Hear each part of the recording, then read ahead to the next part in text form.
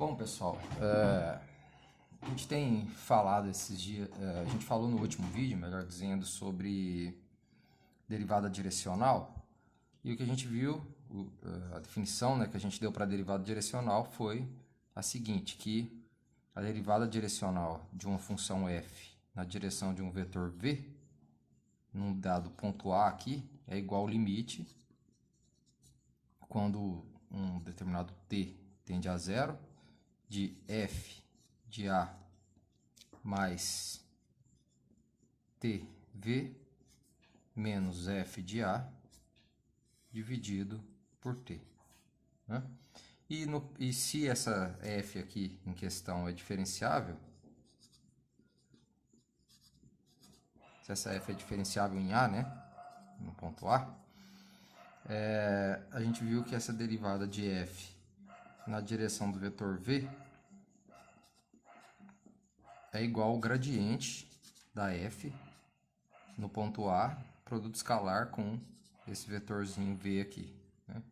Isso era decorrente diretamente da regra da cadeia, tomando o caminho lambda igual a A mais TV, né? Que era a reta. Aliás, você poderia pegar qualquer caminho cuja derivada desse caminho dá o vetor v e que ele, aplicado no ponto, em algum ponto, né? Dá o ponto A, digamos. E isso vai funcionar. Né? Normalmente a gente pega essa reta aí.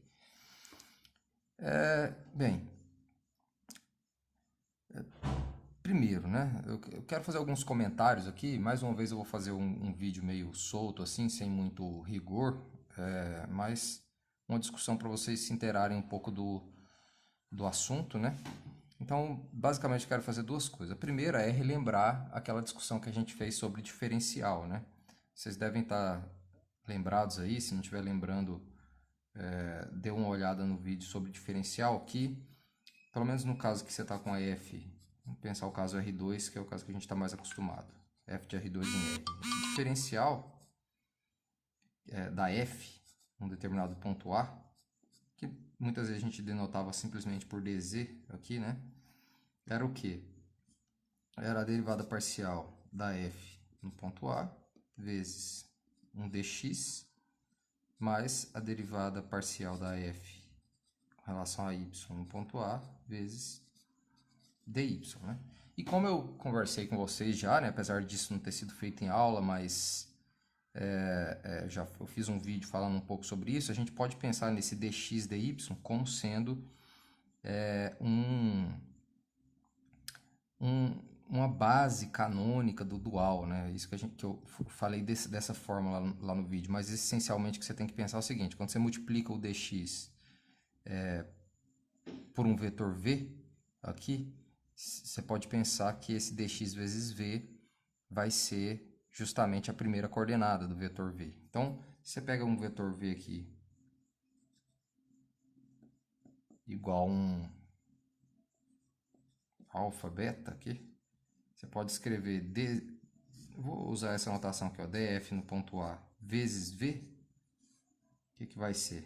Isso aqui vai ser justamente fx de A dx aplicado nesse v, né? Porque isso aqui é um funcional que se aplica em vetores de R2, no caso, porque eu estou com a função de R2. Então, eu vou usar essa notação aqui, parecendo com um produto escalar. É uma boa notação para isso. Mas eu estou pensando nisso como uma base do dual, então isso aqui na verdade é um funcional que aplica no vetor v. Mais fy. Não se assustem, tá? Essa terminologia que eu estou usando, negócio de funcional, de dual e tal, vocês realmente vão ficar um pouco perdidos com isso, mas pense mais na operação que eu estou fazendo aqui, né? A gente já tinha visto que faz sentido pensar nisso aqui desse jeito, né? Como sendo algo que, quando você aplica num vetor v, ele faz a projeção na coordenada em questão, né? É como se fosse a função projeção mesmo, né? Isso aqui. O dx projeta a primeira coordenada e o dy a segunda. Se você fizesse isso com n variáveis, o dxi ia projetar a iésima coordenada, né? Então, como é que fica isso aqui? Fica fx em A vezes a primeira coordenada aqui, que é alfa, mais fy em A vezes a segunda coordenada que é beta. E se você quiser reescrever isso aqui, o que é isso? Essa soma aqui nada mais é do que o gradiente da f em A vezes o próprio vetor v, né? Percebe? E o que é isso aqui? É exatamente o que a gente tem aqui, aquele teorema que a gente viu na aula passada, né? Então, o que você pode afirmar? Fiz só para R2, mas claro, você poderia fazer isso para um Rn qualquer. O que você pode afirmar aqui?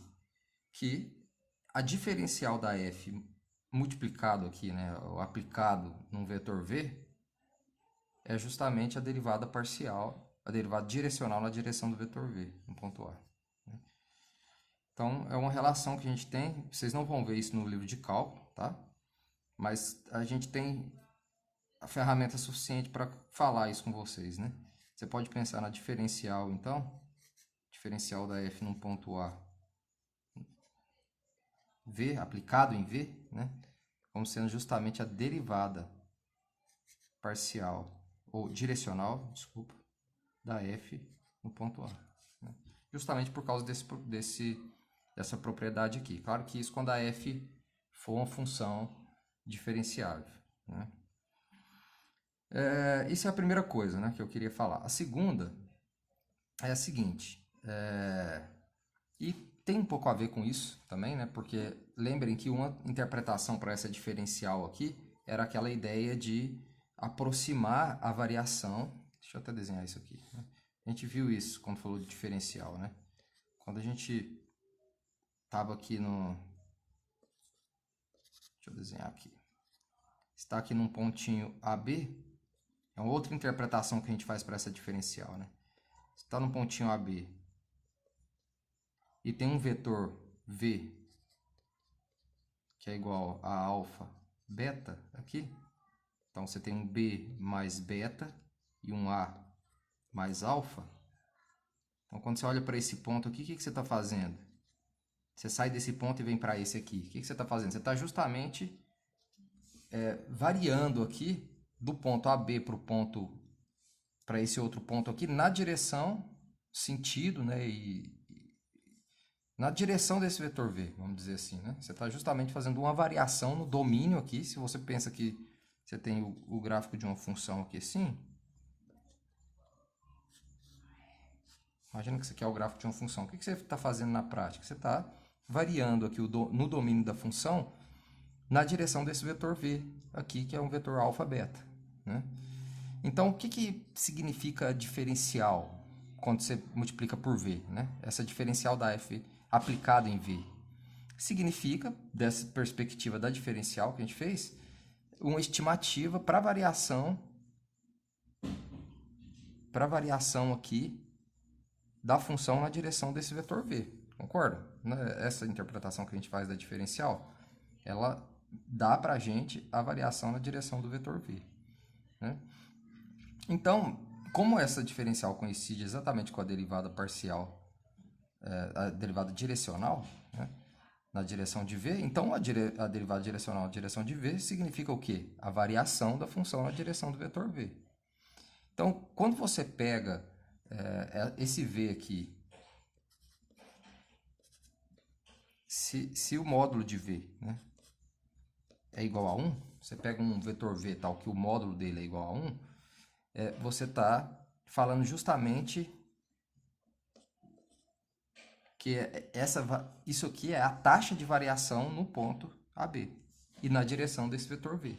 Né?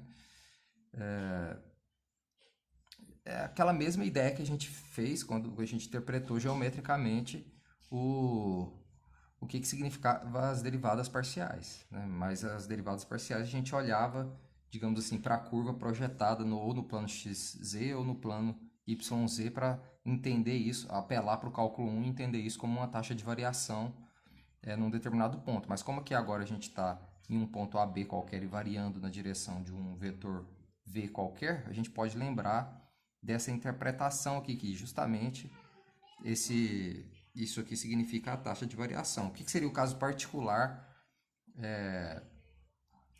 o caso particular das derivadas parciais. A gente viu no último vídeo que a derivada direcional coincide com as derivadas parciais quando você pega os vetores canônicos do R2 aqui, ou o E1, que seria o vetor 1, 0, ou o E2, que seria o vetor 0, 1.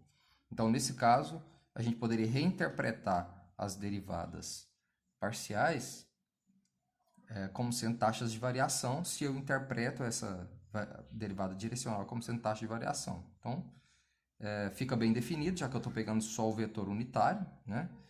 Aí vai fica bem definido a noção de taxa de variação, né?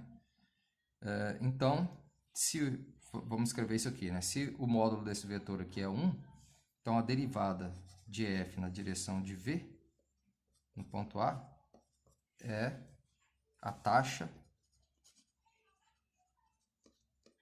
de variação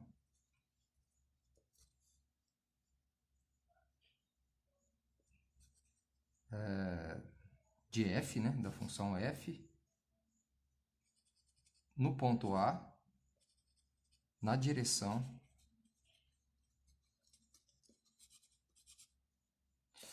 do vetor v, na direção de v. Então, o que acontece aqui? Se você está falando de taxa de variação, uma boa pergunta, né, algo bastante razoável de se pensar, é o seguinte: muitas vezes, quando a gente está estudando um certo problema mais real, né, digamos assim, né, alguma aplicação desse ferramental aqui que a gente tem, você está interessado em saber para que lado que, digamos, você está em cima de um ponto ali, né? Vamos pensar em algo mais real. Você tem uma placa que tem você conhece a função que dá a temperatura em cada ponto dessa placa, digamos assim. E você está em cima de um ponto e quer ir para o lugar mais frio ou mais quente, né, dessa placa aí. Será que você, com a informação da derivada naquele ponto, das derivadas naquele ponto ali, você consegue saber por qual é a direção ideal que você deve ir para chegar ou do ponto mais quente ou mais frio da placa, né? Seria uma pergunta num contexto mais realístico, assim, né? Então, como é que a gente traduz isso para cá? Qual que seria esse vetor V aqui que vai maximizar essa taxa de variação? Eu quero variar o mais rápido possível, digamos assim, né? Se isso aqui é a minha taxa de variação, eu preciso descobrir o vetor V tal que essa taxa de variação seja maximizada, né? Então, pensando em R2 ainda, né? A gente sabe o quê? Que a derivada, a gente sabe disso aqui, né? Vou colocar aqui asterisco, né? Então, de asterisco a gente vai ter o quê? Que a derivada de f na direção de v é igual a esse produto escalar. Mas o que é esse produto escalar em R2? Isso aí é algo que a gente normalmente estuda em curso de geometria analítica, né? E álgebra vetorial, que vai ser o módulo do gradiente, módulo de v, vezes o cosseno de θ.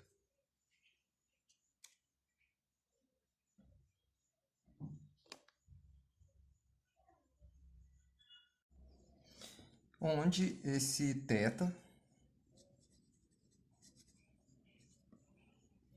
é o ângulo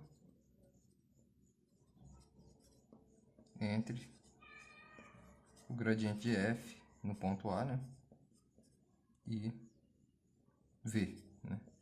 Aqui eu estou supondo, né, para a análise que eu vou fazer aqui, eu vou supor que esse gradiente aqui é diferente de zero, tá? Senão vai perder vai perder o sentido do que eu estou falando aqui. Então, se a gente está na situação que o gradiente f é diferente de zero, né? Diferente de 0, 0, na verdade, né? Do vetor 0, 0. Então, o que a gente pode analisar com isso daqui? Se a gente sabe que essa derivada direcional aqui, ela é isso, né? É assim que a gente define o produto escalar em R2. Então, quando é que isso aqui vai admitir o valor máximo? Aqui eu tenho um número que é positivo, que é o módulo desse. Aliás, aqui eu estou falando do caso em que o módulo do V é igual a 1, né? Vou até usar essa notação de módulo assim, né? Acho que fica melhor. Então, eu estou numa situação que o módulo de V é igual a 1. Então, eu posso até reescrever isso aqui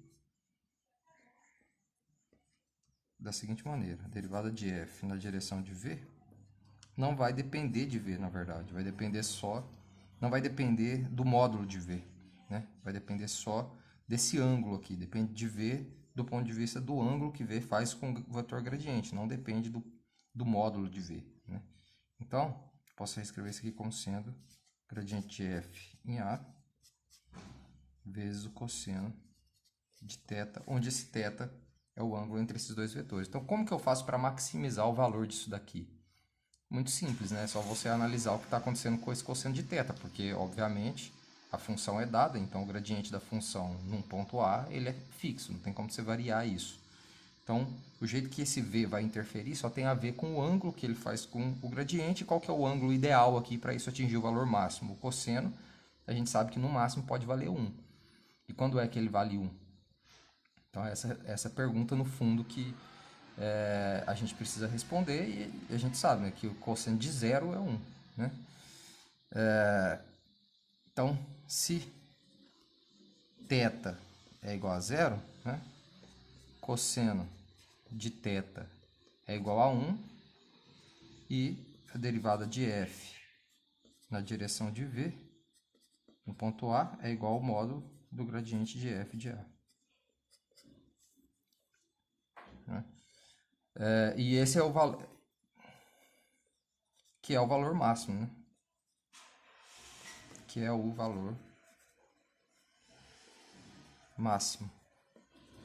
Porque não tem como isso aqui ficar maior do que 1, né? O cosseno de θ nunca vai ser maior do que 1.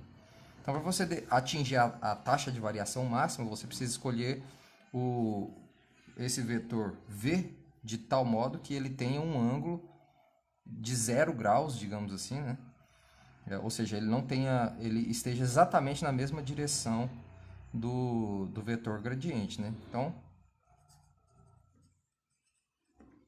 se você pega V igual o gradiente da f no ponto A dividido pelo módulo do gradiente da f no ponto A, é justamente a situação em que você tem que df dv. Quer dizer, por que eu peguei dividindo pelo módulo do gradiente? Para isso aqui, para garantir que isso aqui seja um vetor unitário, né? Então, ou seja, se você pega esse vetor unitário aqui, que é o vetor que está na direção do gradiente, o ângulo dele, obviamente, com o gradiente vai ser 0, que é o próprio gradiente, né? E aí você vai maximizar a derivada direcional. Então, nesse caso aqui, se isso está na mesma direção e sentido, né, digamos assim, né, porque eu estou pegando com o mesmo sinal aqui do vetor gradiente, o que vai acontecer? A derivada direcional no ponto A é a taxa máxima de variação. Então, a primeira lição, né, que a gente tem com isso aqui é o seguinte: se você está em cima de um ponto, né, e quer andar numa direção que te leve ao valor máximo da função, a direção ideal é sempre a direção do gradiente. Por isso que existe, inclusive, em otimização, um método muito conhecido que é o método do gradiente, que você faz justamente isso. Você calcula o gradiente num ponto, e aí você vai para um novo ponto da função andando na direção do gradiente dessa função. Claro que para isso tudo fazer sentido, o gradiente tem que ser diferente de 0, né? Eu nem poderia falar de dividir pelo o módulo do gradiente aqui se ele não fosse diferente de 0, né? Por isso essa hipótese aqui. E se você quer ir para a direção de maior decrescimento, né? Ou a direção que a função decresce mais rapidamente, ou a taxa mínima de variação, né? São várias formas de falar a mesma coisa. Você teria que ir justamente para a direção onde esse cosseno de θ aqui dá menos 1.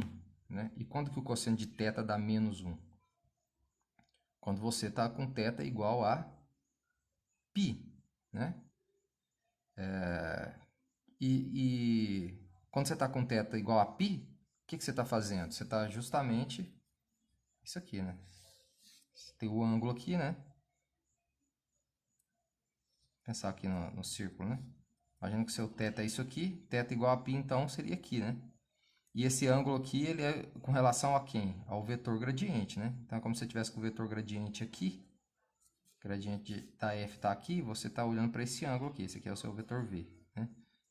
Esse aqui é o gradiente da f em A, e esse aqui é o vetor v. Quando você pega o θ igual a π, que seria esse θ aqui, o que você está fazendo? Está justamente na direção oposta, ou melhor, na mesma direção, mas no sentido oposto do gradiente, né? Então, se θ igual a π, cosseno de θ igual a menos 1, e isso aqui, a derivada de f na direção de v, é igual, no ponto A, né? É igual a menos o módulo do gradiente de f em A, né? E isso aqui é o valor mínimo possível para a derivada direcional. Ou seja, em outras palavras, né? Se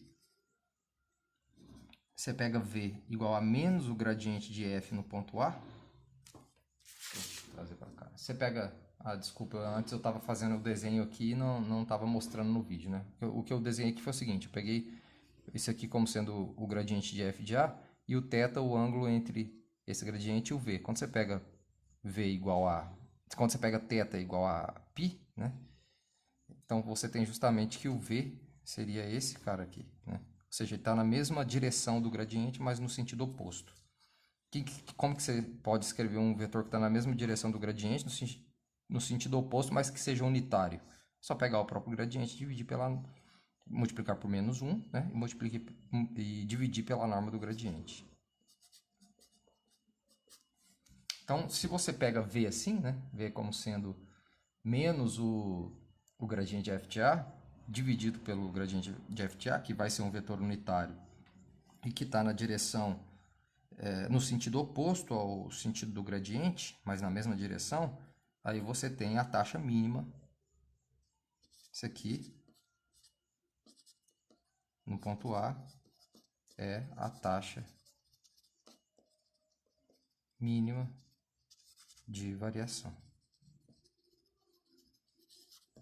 E tem a situação também que o cosseno é zero, né? Que seria pegar θ. Se θ é igual a π sobre 2, né? Ou menos π sobre 2, né? Ou quer dizer, menos π sobre 2, que seria 3π sobre 2, né? Aqui você teria o cosseno de θ igual a zero, né? O cosseno de θ igual a zero significa o quê? Que o vetor gradiente e o vetor v, eles são ortogonais, né? E se eles são ortogonais, esse produto escalar aí, ou produto interno, tem que dar zero, né? Justamente, tem que dar zero, né? Por essa fórmula aqui, né, a gente vê que isso que seria um produto escalar primeiro, né? Vai dar zero quando você pega o θ igual a π sobre 2. E o que vai significar isso na prática, né? Que você está andando numa direção em que a função, os valores da função não estão variando, né? Quer dizer, é como se você escolhesse um vetor v aqui, de tal modo que quando você sai desse ponto AB e vai para o ponto A mais alfa, B mais alfa, e calcula o valor da função, continua igual o valor da função, né? Independentemente do tamanho desse... quer dizer, se você pegar esse v de modo que a norma seja 1, né? Então, que no fundo a gente está dizendo? Que você está em cima de uma curva de nível, né? Você anda numa direção em que não há variação, né? Na verdade, esse vetor nem precisaria ser unitário nesse caso aqui, né? Porque vai dar sempre zero se ele for ortogonal ao vetor gradiente, independentemente se ele é unitário ou não, vai dar sempre zero. Então, é uma direção que, na verdade, faz você caminhar em cima de uma curva de nível, né? Porque não vai variar o valor da f à medida que você anda naquela direção ali. Então, a gente poderia interpretar aqui, ó, que quando θ é igual a π sobre 2, ou seja, quando ou seja, se V e gradiente de V e gradiente de F, quero dizer, no ponto A, são ortogonais,